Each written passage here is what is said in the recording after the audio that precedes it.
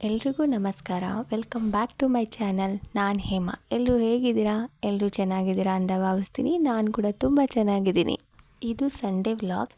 Evening ಹಾಗೆ walking ಹೋಗಿದ್ವಿ. ಸನ್ಸೆಟ್ದು ಒಂದು ಕ್ಲಿಪ್ ತೊಗೊಂಡೆ. ಚೆನ್ನಾಗಿದೆ ಅಲ್ವಾ?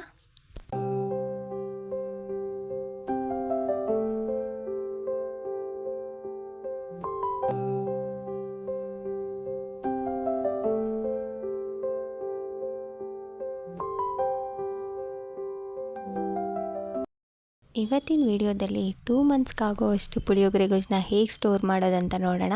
ಅದಕ್ಕೂ ಮುಂಚೆ ಇಂಗ್ರೀಡಿಯೆಂಟ್ಸ್ನೆಲ್ಲ ಒಂದು ಕಡೆ ಇಟ್ಕೊಳ್ಳೋಣ. ಆಗ ಅಡುಗೆ ಮಾಡೋದು ತುಂಬ ಸುಲಭ ಆಗುತ್ತೆ.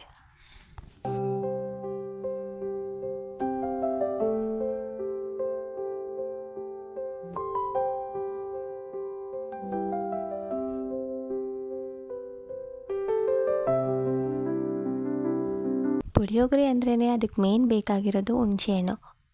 ಹುಣಸೆಹಣ್ಣನ್ನ ನಾನು ಒಂದು ಮುಷ್ಟಿಯಷ್ಟು ತೊಗೊಂಡಿದ್ದೀನಿ.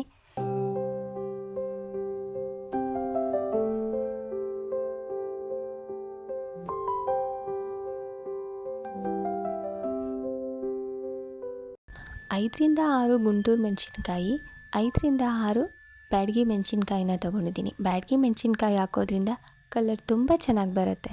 ಸ್ವಲ್ಪ ಕರಿಬೇವು,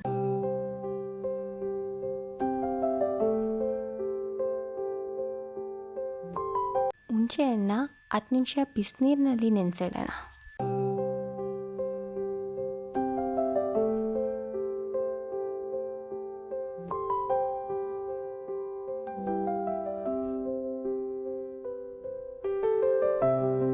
ಇದು ನೆನೀತಾ ಇರಲಿ. ಅಷ್ಟರಲ್ಲಿ ನಾವು ಮೆಣಸಿನ್ಕಾಯಿನ ಫ್ರೈ ಮಾಡ್ಕೊಳ್ಳೋಣ.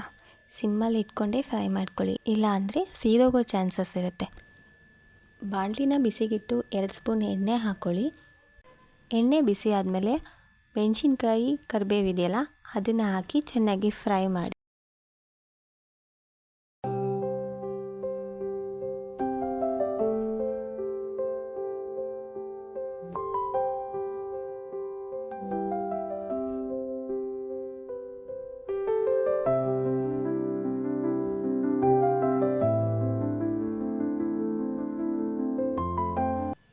ನೋಡಿ, ಇಷ್ಟ ಆಗಿದೆ. ಇಷ್ಟು ಫ್ರೈ ಆದರೆ ಸಾಕು. ಇವಾಗ ಇದನ್ನು ಒಂದು ಪ್ಲೇಟ್ಗೆ ಹಾಕಿ ತಣ್ಣಗೆ ಹಾಕಕ್ಕೆ ಬಿಡೋಣ. ತಣ್ಣಗಾದರೆ ಪೌಡರ್ ಕೂಡ ತುಂಬ ಚೆನ್ನಾಗಿ ಬರುತ್ತೆ. ಮತ್ತೆ ಒಂದು ಪ್ಯಾನ್ನ ಬಿಸಿಗೆ ಇಟ್ಕೊಂಡು ಮೆಂತ್ಯನ ಫ್ರೈ ಮಾಡ್ಕೊಳ್ಳೋಣ. ಮೆಂತ್ಯನ ನಾನು 1.5 ಸ್ಪೂನ್ ಹಾಕ್ಕೊಂಡಿದ್ದೀನಿ. ಮೆಂತ್ಯ ಹಾಕೋದ್ರಿಂದ ಕಹಿ ಬರಲ್ವಾ ಅಂತ ನೀವು ಕೇಳ್ಬೋದು. ಮೆಂತ್ಯ ಹಾಕೋದ್ರಿಂದ ತುಂಬ ಚೆನ್ನಾಗಿ ಬರುತ್ತೆ ಟೇಸ್ಟ್. ಹಾಗೆ ಜೀರಿಗೆ 1.5 ಸ್ಪೂನ್ ಹಾಕ್ಕೊಂಡಿದ್ದೀನಿ. ಕಾಳು ಮೆಣಸು 1 ಸ್ಪೂನ್ ಹಾಕ್ಕೊಂಡಿದ್ದೀನಿ.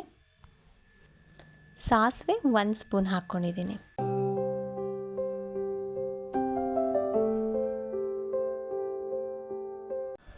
ಕಡಲೆಬೇಳೆ 2 ಸ್ಪೂನು, ಹಾಗೆ ಉದ್ದಿನಬೇಳೆ 2 ಸ್ಪೂನು.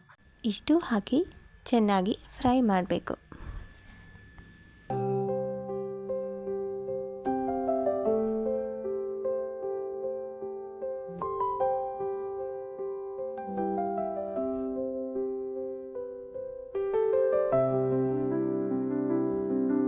ಇದು ಸ್ವಲ್ಪ ಕಲರ್ ಚೇಂಜ್ ಆದಮೇಲೆ ಇದಕ್ಕೆ ಧನಿಯಾನ ಆ್ಯಡ್ ಮಾಡ್ಕೋಬೇಕು. ಧನಿಯಾನ ನಾನಿಲ್ಲಿ 3 ಸ್ಪೂನ್ ಹಾಕ್ಕೊಂಡಿದ್ದೀನಿ. 3 ಸ್ಪೂನ್ ಹಾಕ್ಕೊಂಡು ಇದು ಕಲರ್ ಚೇಂಜ್ ಆಗೋವರೆಗೂ ಫ್ರೈ ಮಾಡ್ಕೊಳ್ಳಿ.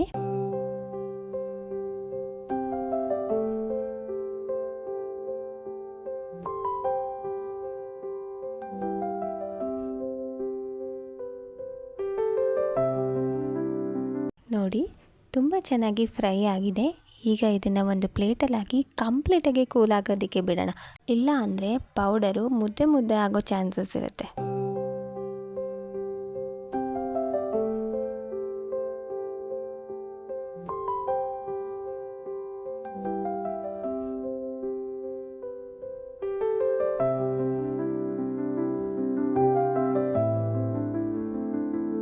ನೆನೆಸಿರೋ ಹುಣಸೆಹಣ್ಣು ಕೂಡ ಕಂಪ್ಲೀಟಾಗಿ ಕೂಲಾಗಿದೆ.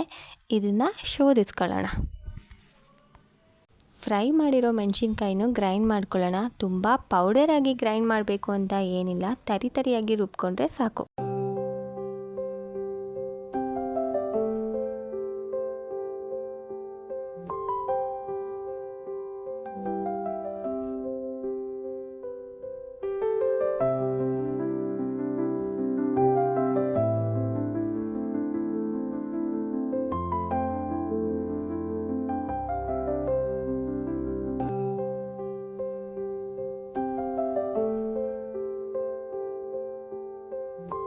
ಇಷ್ಟು ತರಿಯಾಗಿ ರುಬ್ಕೊಂಡ್ರೆ ಸಾಕು.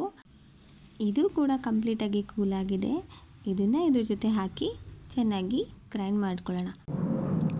ಇದು ನೈಸಾಗಿ ಪೌಡರ್ ಆಗಬೇಕು, ಅಲ್ಲಿವರೆಗೂ ಇದನ್ನು ಗ್ರೈಂಡ್ ಮಾಡ್ಕೊಳ್ಳೋಣ. ಇದಕ್ಕೆ ಸ್ವಲ್ಪ ಅರಿಶಿನ ಕೂಡ ಸೇರಿಸ್ಕೊಳ್ಳೋಣ. ಅರಿಶಿನ ನಾನಿಲ್ಲಿ 1/4 ಸ್ಪೂನಷ್ಟು ತೊಗೊಂಡಿದ್ದೀನಿ. 1 ಚಿಟಿಕೆಯಷ್ಟು ಹಿಂಗು ತೊಗೊಂಡಿದ್ದೀನಿ. ಇಷ್ಟನ್ನು ಇವಾಗ ನೈಸ್ ಪೌಡರ್ ಮಾಡ್ಕೊಳ್ಳೋಣ. ನೋಡ್ತಾ ಇರ್ಬೋದು ನೀವು ಎಷ್ಟು ಚೆನ್ನಾಗಿ ನೈಸ್ ಪೌಡರ್ ಆಗಿದೆ ಅಂತ. ಸ್ವಲ್ಪ ಕೂಡ ಮುದ್ದೆ ಆಗಿಲ್ಲ, ಅಷ್ಟು ಚೆನ್ನಾಗಿ ಪೌಡರ್ ಆಗಿದೆ.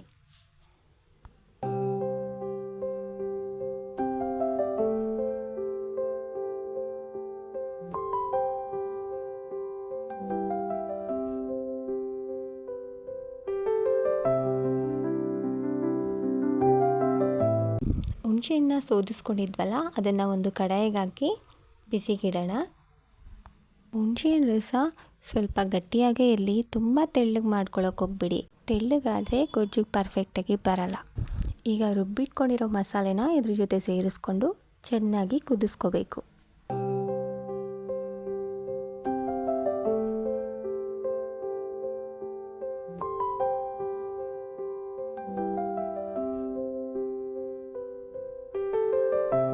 ಒಂದು ಗಂಟಿಲ್ದೇ ಇರೋ ಥರ ಮಿಕ್ಸ್ ಮಾಡಿಕೊಂಡು ಇದನ್ನು ಕುದಿಸ್ಕೋಬೇಕು.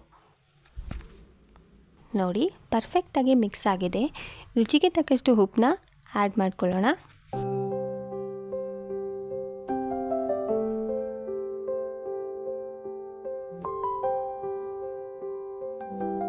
ಉಪ್ಪು ಹಾಕಿದ್ಮೇಲೆ ಚೆನ್ನಾಗಿ ಮಿಕ್ಸ್ ಮಾಡ್ಕೋಬೇಕು. ನೋಡಿ ಎಷ್ಟು ಚೆನ್ನಾಗಿ ಪೇಸ್ಟ್ ಆಗಿದೆ ಅಲ್ವಾ. ಈ ಹಂತದಲ್ಲಿ ನಾವು ಬೆಲ್ಲ ಕೂಡ ಆ್ಯಡ್ ಮಾಡ್ಕೋಬೇಕು. ನೀವು ಕೇಳ್ಬೋದು ಬೆಲ್ಲ ಎಷ್ಟು ತೊಗೋಬೇಕು ಅಂತ, ನೀವು ಹೇಳಲೇ ಇಲ್ಲ ಅಂತ. ಹುಣಸೆಹಣ್ಣು ನಾವು ಎಷ್ಟು ತೊಗೊಂಡಿದ್ವೋ ಅಷ್ಟೇ ಬೆಲ್ಲ ಕೂಡ ತೊಗೋಬೇಕು. ಹುಣಸೆಹಣ್ಣು ನಾವು ಒಂದು ಮುಷ್ಟಿಯಷ್ಟು ತೊಗೊಂಡಿದ್ದೀವಲ್ಲ, ಬೆಲ್ಲ ಕೂಡ ಸಮ ಪ್ರಮಾಣದಲ್ಲೇ ತೊಗೋಬೇಕು.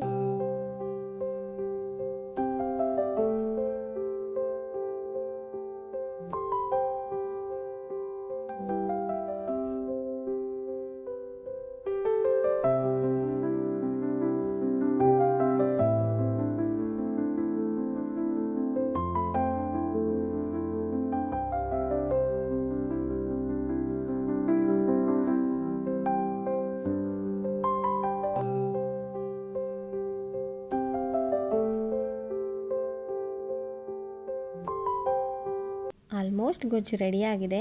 ನೋಡ್ತಾ ಇರ್ಬೋದು ಎಷ್ಟು ಚೆನ್ನಾಗಿ ಬಂದಿದೆ ಅಂತ. ನಾನು ಇದನ್ನು ಕಂಪ್ಲೀಟಾಗಿ ಕೂಲಾಗೋದಕ್ಕೆ ಬಿಡ್ತೀನಿ.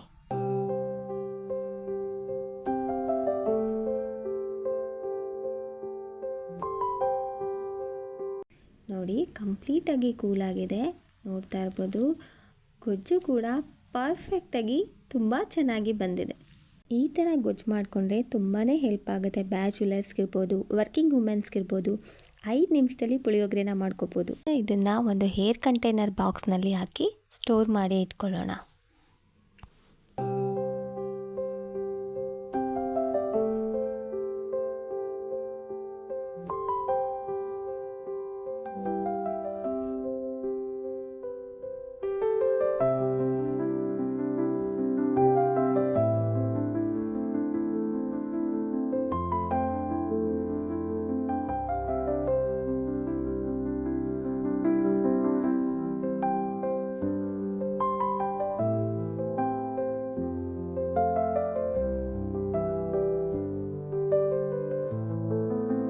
ನೋಡಿ ನಾನು ಈ ಥರ ಬಾಕ್ಸಲ್ಲಿ ಹಾಕಿ ಸ್ಟೋರ್ ಮಾಡಿ ಇಟ್ಕೊಂಡಿದ್ದೀನಿ.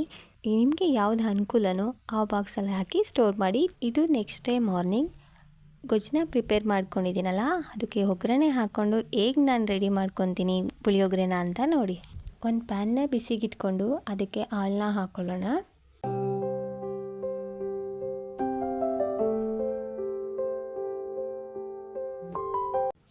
ಆಯಿಲ್ ಬಿಸಿಯಾಗಿದೆ. ಇದಕ್ಕೆ ಸ್ವಲ್ಪ ಸಾಸಿವೆ, 2 ರಿಂದ 3 ಮೆಣಸಿನಕಾಯಿ, ಸ್ವಲ್ಪ ಕರಿಬೇವು,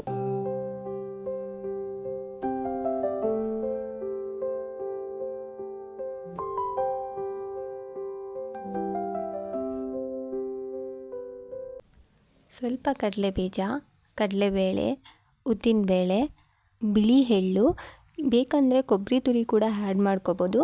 ನಾನಿಲ್ಲಿ ಆ್ಯಡ್ ಮಾಡಿಲ್ಲ. ಇದೆಲ್ಲ ಚೆನ್ನಾಗಿ ಫ್ರೈ ಆದಮೇಲೆ ನಾವು ಆಲ್ರೆಡಿ ರೆಡಿ ಮಾಡ್ಕೊಂಡಿರುವಂಥ ಗೊಜ್ಜನ್ನ ಇದಕ್ಕೆ ಆ್ಯಡ್ ಮಾಡ್ಕೊಳ್ಳೋಣ.